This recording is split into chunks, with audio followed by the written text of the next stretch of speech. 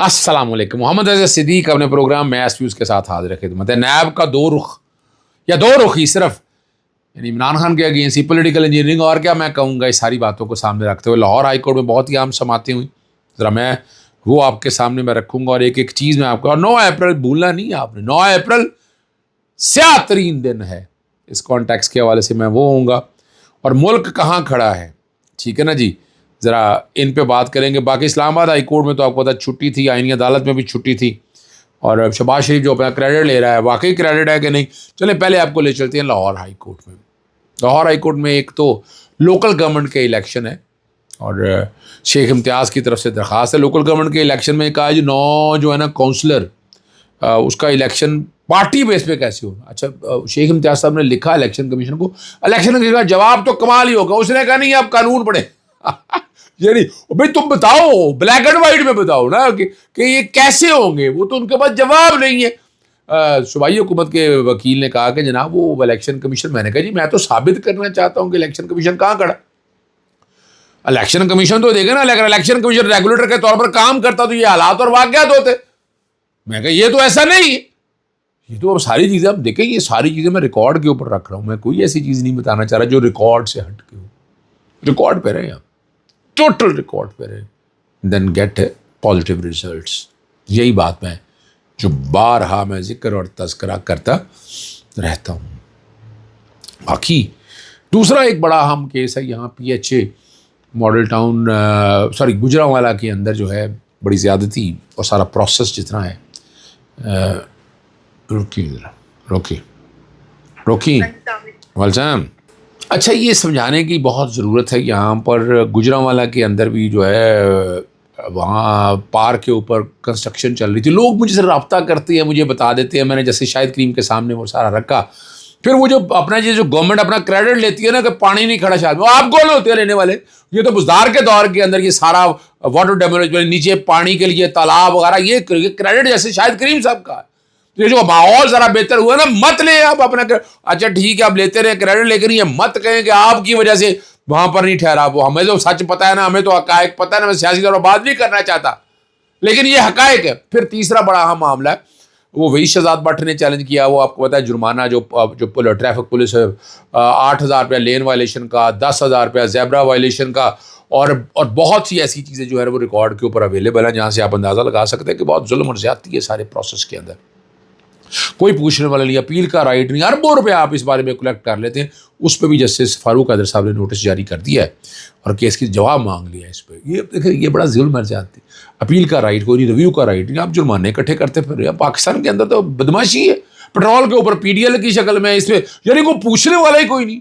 यानी इस तरह मुल्क चलते हैं, यानी खुदारा यार कोई तो। और सियासी जमातों को भी होश के नाखून लेने चाहिए। बड़ा जुल्म और ज़्यादती कर रहे हैं आप लोगों के साथ, गरीब लोगों के साथ इस तरह जुल्म मत करें आप, ये जुल्म और ज़्यादती है। अब आती हैं अगली बात की तरफ, बहुत ही अहम मामला है, और वो कराची की एहतसाब का दो रोल बता रहा हूँ। साबिक स्पीकर जो है सिराज दुरानी साहब के हवाले से बात है। गैर कानूनी असासे मुकदमों की समाअत हुई और कौमी इंतखाबों ने केस वापस लेने की दरख्वास्त दे दी। उन्होंने दावी कि चेयरमैन नैब की जानिब से दरख्वास्त पर दस्तखत दी, और वाकई वो चेयरमैन नैब को इख्तियार है। और ये भी सवाल उठाया कि गवाह मौजूद होने के बावजूद दीगर मुलजमान के खिलाफ कार्रवाई करी। जो फौत हो गए वो अपनी जगह, जो बाकी है उनको कैसे छोड़ रहे हैं। और करके मुकदमा ख़त्म करने का इख्तियार नैब के इंतजामी बोर्ड के पास होता है, सिर्फ चेयरमैन अकेले फैसला नहीं कर सकते। और अदालत ने वाज़ह किया किसी कानून में यह नहीं लिखा कि मरकज़ी मुलजिम के इंतकाल के बाद मुकदमा ख़त्म कर दिया जाए, बल्कि दीगर मुलजमान नामजद के खिलाफ कानूनी कार्रवाई जारी रखी जा सकती है। और नैब के वकला से सवाल किया क्या बड़े बदनवानी के मुकदमे में मुलजिम की वफात के बाद बाकी मुलजिमों के खिलाफ कार्रवाई रोक दी जाती। और नैब के वकील ने मौक़िफ़ से आगे मरकज़ी मुलजिम जो आगा सराज दुरानी और जुल्फ़कार डायर के इंतकाल के बाद दीगर मुलजमान के खिलाफ शवाहिद मौजूद नहीं और बाकी अफराद अवामी अहदों पर फाइज नहीं रहे। ताहम मुलजमान के वकील ने मौक़िफ़ अपनाया कि नैब के नुमाइंदे तस्दीक के लिए कह रहे हैं, इसलिए दरख्वास्त दुरुस्त है। याद रहे कि ये मुकदमा 2019 में, आपको मैं सिर्फ बताने का मकसद है कि आप समझ सके ये सारा नैब का रूप कह दूँ ना, मैं तो आपके सामने नैब का रूप आपके सामने रखूँगा ना जी। और कौमी एहतसाब ब्यूरो के एक बड़ी तंजीमी तब्दीली करते हुए एक नया ख़ुसूसी तहकीकाती शोबा कायम कर दिया गया। अब ये बेवकूफ़ बनाने की बातें हैं। इस इकदाम की मंजूरी चेयरमैन नैब ने दी। ग्रेड 21 के अफसर मोहम्मद ताहिर को इस नए शोबे का डायरेक्टर जनरल मुकर्रर करा। और मैं हंसूंगा और क्या करूँगा। डायरेक्टर जनरल चेयरमैन नैब को बराह रास्त जवाबदेह होंगे और शोबे की खुद मुख्तारी और अहमियत में इजाफा होगा। یہ خصوصی تحقیقاتی شعبہ تمام اہم اور نمایاں نوعیت کے مقدمات کی نگرانی کرے گا. اس کے ساتھ مشترکہ تحقیقی ٹیم اور اراضی سے متعلق ڈائریکٹر کو بھی شعبے میں شامل کر دیا گیا تاکہ تحقیقات کو مزید مؤثر بنایا جائے. اور اس نئے شعبے کے لیے 2 الگ استغاثہ افسران بھی تعینات کیے گئے تاکہ مقدمے کی پیروائی جو ہے نا، میں کچھ نہیں، مذاق ہی کہہ سکتا ہوں، مذاق ہی ہو رہا ہے اس سارے نظام کے تحت، اور میں آپ کو کیا بتاؤں. ٹھیک ہے نا جی. اور کراچی کی احتساب عدالت میں سابق اسپیکر سندھ اسمبلی آغا سراج درانی اور دیگر ملزمان کے خلاف غیر قانونی اثاثوں کے مقدمے کی سماعت ہوئی اور عدالت نے قومی احتساب بیورو کی جانب سے مقدمہ، یہ جو میں آپ کے سامنے ساری میں بات کر چکا ہوں، یہ کاٹ دینا اتنا بھی. اچھا جی، اب 9 اپریل آج آپ کو یاد ہوگا نئے انتخابات ہوئے تھے تو ملک میں سیاسی استحکام ہونا تھا، معیشت بہتر ہوتی ہے اور ترقی کا سفر جاری رہتا، مگر اس دن کے بعد پیدا ہونے حالات نے نظام کو ایک ایسے موقع پر موڑ پر لا کر دیا جہاں عدم استحکام نے ہر شعبے کو متاثر کی. یہ میں نے ٹویٹ کیا تھا یہ بات کو سامنے. بین الاقوامی سطح پر پاکستان نے اپنی یقیناً ایک اچھا یہ ذرا سمجھنا ہے اس بات کو اور آپ کو آسانی ہو جائے گی. اگر 9 اپریل سے پہلے نئے انتخابات ہو جاتے تو ملک میں سیاسی استحکام ہوتا، معیشت بہتر ہوتی، ترقی کا سفر جاری رہتا. ٹھیک ہے آپ نے بہت بڑے ٹارگیٹ اچیو کر لیے لیکن ایسا نہیں ہے. 4 برس کے بعد ملک کہاں کھڑا ہے؟ گیس اور بجلی کی قیمتوں میں 3 گنا اضافہ، پیٹرولیم مصنوعات دگنی مہنگی، جبکہ گندم، کپاس، مکئی اور گندم سمیت اور گنے کے بہت ہی فصلوں پہ آپ کے سامنے سوال ہے. بتائیں نا، آپ کو بتائے تو صحیح نا کہ کہاں پہنچے ہیں آپ کو اندازہ ہو جانا چاہیے نا جی. لیکن ہم ایک ایسی جگہ پر کھڑے ہیں جہاں آپ کو اندازہ ہی نہیں ہوگا. صحیح ہے نا جی. اور حکومت نے ماحولیاتی آفات سے نمٹنے کے لیے ایک ایسی پالیسی کے غرض سے $1 کا بجٹ جو ہے نا معاونتی قرض لینے کا فیصلہ کیا، تاہم مہنگے داموں فرنیچر اور لیپ ٹاپ کی خریداری کی تجاویز کے باعث $40 ملین کے ایک منصوبے کی منظوری مؤخر کر دیا. اور حکومت کے مطابق غیر ملکی قرض کے ذریعے غیر ضروری اخراجات پر شدید تحفظ کا اظہار کیا. منصوبے کو فی الحال روک دیا گیا اور مرکزی ترقیاتی ورکنگ پارٹی کے اجلاس میں ایشیائی ترقی بینک سے $1 کروڑ قرض لینے کی اصولی منظوری دی گئی. اور جو ماحولیات کے لود اور یہ پیسہ کہاں خرچ ہوگا یہ آپ چھوڑ دیں، اس بات کو کوئی پوچھنے والا نہیں، کوئی نہ نیب نہ اور ادارہ.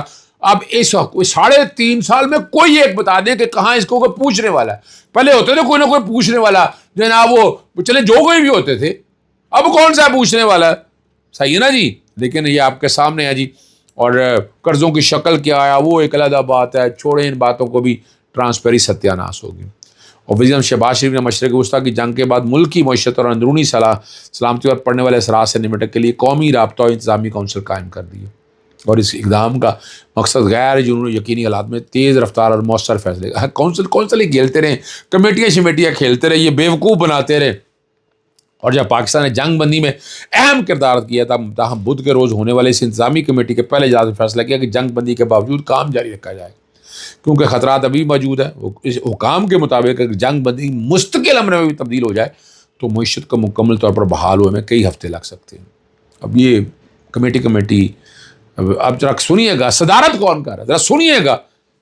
احد خان چیمہ یاد ہوگا نیب کے حوالے سے، اور انہوں نے سارے نظام کو ہائی جیک کیا ہوا ہے وہاں اپنی مرضی سے سسٹم کو اور نظام کو لے کر یہ چل رہے ہیں. لیفٹیننٹ جنرل ظفر اقبال کو سونپی گئی تھی. میں ان میں نہیں جانا چاہتا لیکن آپ کچھ نہیں کر سکے. نالائکی، نااہلی، میں کیا کچھ کہوں آپ کے سامنے، میں یہی کچھ بتاتا رہوں گا آپ کے ساتھ. بتائیں نا کہاں اس سسٹم کو بہتر کرنے کے لیے آپ آگے لے کر گئے. نہیں ہے جناب آپ کے پاس. سچ بولیں، سچ سنیں، سچ برداشت کریں ان چیزوں کو، تبھی آپ کو آسانیاں ہوں گی. آپ سمجھ لیں میری بات کو جو میں کہنا چاہ رہا ہوں. آپ کو اندازہ ہو جانا چاہیے کہ ہم کس جگہ کھڑے ہیں. ملک کو آگے لے کے جانا ہے تو اس کے لیے پازیٹیو بتائیں کیا کر سکتے ہیں یا کیا کیا ہے پازیٹیو. آپ نے کوئی پازیٹیو کام ایسا نہیں کیا، نہ میرے نالج میں آیا، نہ مجھے سمجھ آ رہی ہے. شاید اگر آپ کو سمجھ آ رہی ہے تو ضرور بتائیے گا. ٹھیک ہے نا جی. اور ہم کیا ہم ایسے حالات اور واقعات میں چیزیں بہتری کی طرف لے جا سکتے ہیں؟ یار اس ملک کو آگے لے کے جانا ہے نہ برین بیٹھ. یعنی بتائیں نا 3.5-4 سال کے اندر آپ نے یعنی خدا را کئی کرپشن روکی ہو، آپ انتظامی حالات بہتر کی ہو. یہاں تو CCD بنا کے بندے مار دو پیسے اکٹھے کرنے کے لیے، اپنا فائن لگا دو، PDR لگا دو آپ نے. اور کیا ہے کیا گڈ گورننس ہے یہاں کی؟ کوئی گڈ گورننس ہی نہیں ہے. برا نہ مانیے گا، میں چیلنج کرتا رہتا ہوں، بار بار میں چیلنج کرتا ہوں، پھر میں چیلنج کرتا ہوں. بتائیں مجھے کہاں خدا را اس ملک کو اگر آگے لے کے جانا ہے نا تو عمران خان کو باہر نکالیں، بٹھائیں، وہ آپ کو آئیڈیا دے گا وہ ملک میں کیسے ترقی ہوگی لے کے. ان کے پلے ہے کیا اب تک؟ کیا کیا انہوں نے پلے میں؟ بتا دیں کوئی بڑا کیس پکڑا کچھ نہیں ہے ان کے پاس. اجازت چاہتا ہوں. السلام علیکم. اللہ حافظ. پاکستان زندہ باد.